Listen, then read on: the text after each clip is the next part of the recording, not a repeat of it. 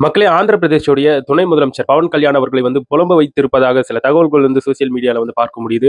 அவர் வந்து விஜய் அவர்கள் இப்போ நம்ம தமிழ்நாட்டுல வந்து முதலமைச்சரா இருக்காரு இல்லையா? அது சம்மந்தப்பட்டு ஒரு மேடையில வந்து பேசியிருக்காரு.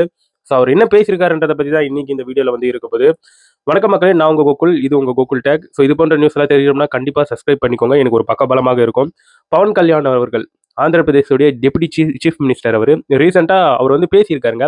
அந்த இடத்துல மனுஷன் ஆதங்கப்பட்டு பேசியிருக்காரு. அந்த விஷயங்கள்லாம் இப்ப சோசியல் மீடியால வந்து வைரல் ஆகிட்டு இருக்கு. அவர் அப்படி என்ன சொல்லியிருக்காருன்னா, விஜய் வெற்றி பெற்ற பிறகு ஆந்திர பிரதேஷ்ல நெறைய பேர் அவருக்கு வந்து மெசேஜ் பண்றாங்களாம். என்ன சொல்லி மெசேஜ் பண்றாங்கன்னா, "விஜய் அவர்கள் மாரி நீங்களும் தனிச்சு நின்னு இருக்கணும்ண்ணே. நீங்க அந்த மாரி தனிச்சு நின்னு ஜெயிச்சிருந்தா நல்லா இருக்கும்." அப்படின்ற மாரி நெறைய பேர் அவருக்கு வந்து மெசேஜ் பண்றாங்களாம். ஸோ அதற்கு வந்து அவரு கிண்டலும் கேலியுமாக சில விஷயத்தை வந்து அந்த மேடையில நின்னபடி பேசிக்கிட்டு இருக்காரு. அவர் அப்படி என்ன சொல்றாருன்னா, ஊர்ல கல்யாணம்னா யாருக்கோ கொண்டாட்டம் என்பது என்பது போல இங்க ஒரு சிலர் வந்து கொண்டாடிட்டு இருக்காங்க. அதாவது நம்ம ஊர்ல பக்கத்து தெருவுல யாருக்கான ஒருத்தவங்களுக்கு கல்யாணம்னா குழந்தைங்க அந்த சிறுவர்கள் அங்கிட்டு இங்கிட்டு ஓடிக்கிட்டு விளையாடிக்கிட்டு இருப்பாங்க.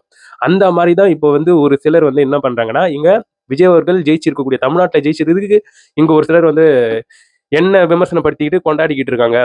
அதாவது தமிழ்நாட்டுடைய அரசியல் வேற, இங்க ஆந்திர பிரதேஷ்ல இருக்கக்கூடிய அரசியல் சூழல் வேறப்பா அப்படின்ற மாரி அவர் சொல்லியிருக்காரு. அதே சமயத்துல அவர் வந்து ஒரு எடுத்துக்காட்டும் சொல்றாரு.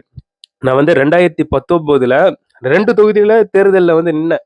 2 தொகுதியில நான் வந்து தேர்தல்ல நின்னேன். யாராச்சும் என்ன ஜெயிக்க வச்சீங்களா?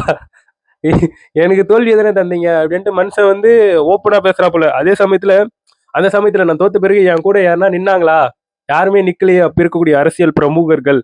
அதனால யாரும் என்கிட்ட கம்பேர் பண்ணாதீங்க. என்னையும் விஜய் அவர்களையும் கம்பேர் பண்ணாதீங்க அப்படின்ற மாரி அந்த மேடையில வந்து ஆதங்கப்பட்டு பேசியிருக்காரு. அதே சமயத்துல எனக்கு பதவி ரொம்ப முக்கியமானதுன்னா, நான் வந்து 2008லயே எம்பி ஆகி இருக்க வேண்டியவன் நானு. அப்பயே எனக்கு வந்து எம்பியா நிற்கதற்கு எனக்கு வாய்ப்பு கிடைச்சது.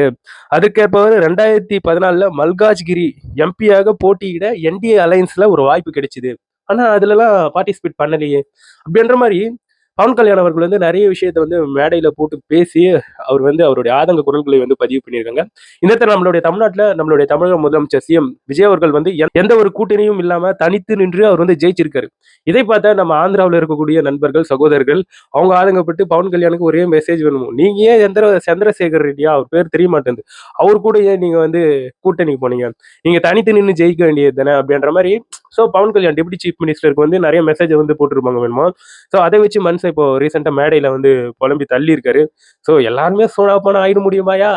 அப்படின்ற மாரி தான் இந்த இடத்துல வந்து ஒரு சில இங்க விஜய் அவர்களுடைய அபிமானிகளுடைய மைண்ட் வாய்ஸ் வந்து போயிட்டு இருக்கும்னு நெனைக்கிறேன். பட் நண்பர்களே, இந்த இடத்துல வந்து ஒவ்வொரு மாநிலத்துடைய அரசியல் பார்வை என்பது வெவ்வேறு. நம்ம தமிழ்நாட்டுல இருக்கக்கூடிய மக்களுடைய அரசியல் பார்வை வேற.